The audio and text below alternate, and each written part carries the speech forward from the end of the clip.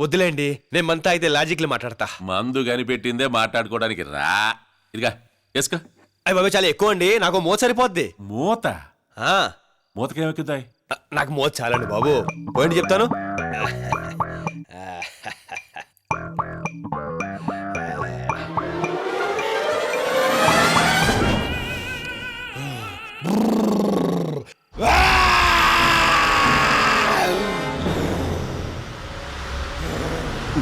ఈడేంద్రా Godzilla గరుస్తున్నాడు?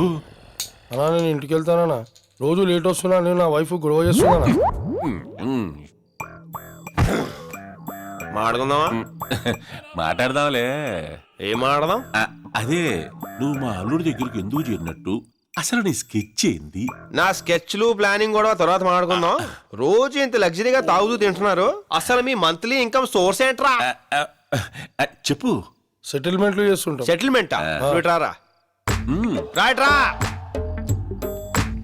ఇప్పుడు చెప్పు. సెటిల్మెంట్లు. కూర్చో కూర్చో. సెటిల్మెంట్ సెటిల్మెంట్ చేస్తుంటాం. ఏదైనా జాగా కబ్జా చేసి గొడవలు చెప్పించి సెటిల్మెంట్ చేసి డబ్బులు తీసుకుంటాం. అన్యాయం కదరా. చెక్క సార్ పేరుతో అన్యాయం చేసి వచ్చిన డబ్బుతో మీరు తాగడమే కాకుండా నా చేతి కూడా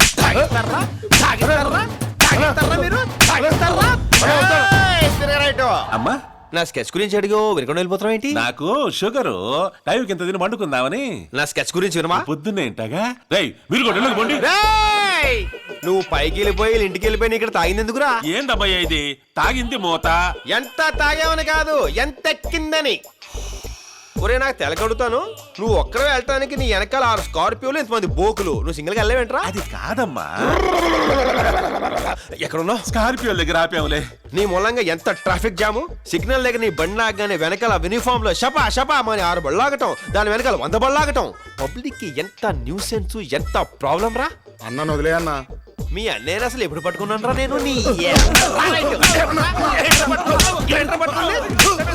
మాట్లాడుతుంటా హాయిగా టీవీ చూస్తున్నా నన్ను పిలిపించి నా స్కెచ్ వినకుండా వెళ్ళిపోతావే? అమ్మా ఏందా మీరు రచ్చ అర్ధరాత్రి? పోయి పడుకో. నా స్కెచ్లు వింటేనే నేను పడుకోను, నువ్వు దిక్కు కిందకి. మాటి మాటికి మెట్లకి దిగుతా ఉండలేను, ఆయాసము. అంత ఆయాసం ఉన్నవాడివి ఆ రోజు బ్యాంకుల బజార్లో సంజయ్ తీసుకొచ్చేయండి, ఇది చంపేయండి, నరకేయండి పెద్ద పెద్ద అరుపులారు. అమ్మా ఇప్పుడు ఆ కథలు ఎందుకు చెప్పు. అయితే ఇప్పుడు ఏ కథలు చెప్పుకుందాం? కథలేంది ఇప్పుడు? కథలు చెప్పుకోవడం ఏంది? కథలు కథలు కథలు. ఇప్పుడు టైం ఎంత అయింది? నువ్వు నన్ను విసుక్కుంటున్నావు, నేను ఇంకో మోతాగేసి వస్తా. అమ్మో ఈ రచ్చకి తట్టుకోలేనయ్యో. అంటే వాడికి భయపడి పిరికొడలు నా చెల్లెల్ని దాచిపెట్టాలా? సార్ వాడి టార్గెట్ మీ చెల్లెలు. ముందు తన సేఫ్టీ ఆలోచించండి. వాడు బయటికి రాకముందే సంజయ్ గారిని ఫారెన్ పంపించేస్తే సేఫ్గా ఉంటారని నా అభిప్రాయం.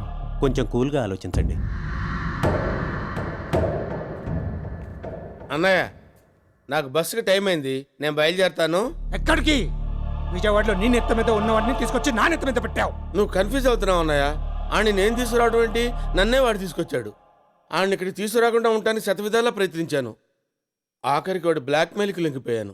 ఏం బ్లాక్మెయిల్? కొన్ని సంఘటనలు నేను నీకు చెప్పుకోలేనన్నయ్య. చెప్పినవి చాలు.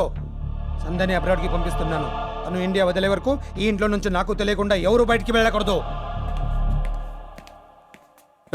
నీ పిచ్చి గాని సంజయ్ని అబ్రాడ్ కాదు కదా, అమీర్పేట కూడా పంపించలేవు. మధ్యలోనే కిట్టిగాడు వస్తాడు, ఎత్తుకెళ్ళిపోతాడు.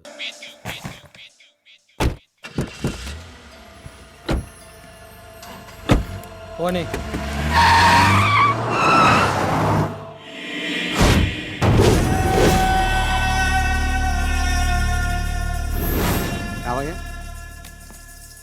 ఎన్నాళ్ళైందలుడు నేను సివిల్ డ్రెస్ లో చూసే.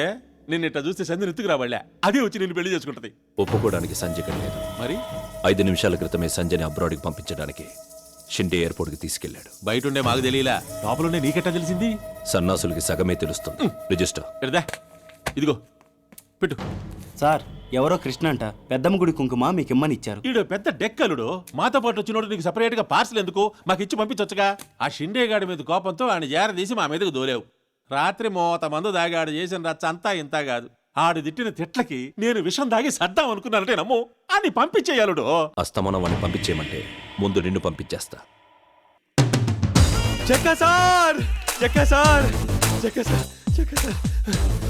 కుంకుమట్లో పంపించాను, అందిందండి.